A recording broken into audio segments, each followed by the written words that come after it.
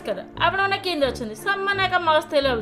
चलतु आज बनवा गोटे नुआ टाइप डिश कहीं अटारे तैयारी अटारे पुणी बिना जंत वाला काकेरा बिना जंतिक तो आपण मैंने खाई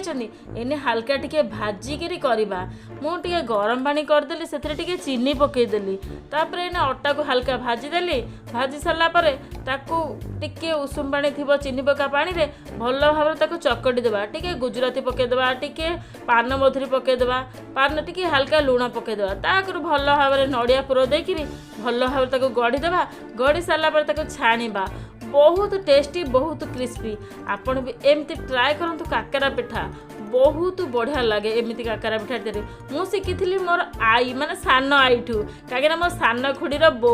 से बहुत बढ़िया काकेरा पिठा बनाती एमती आम घर को जो आसती नहीं आसती मुझे खाई आपको भल लगे लाइक करेंगे शेयर करेंगे सब्सक्राइब करेंगे रोची लव यू।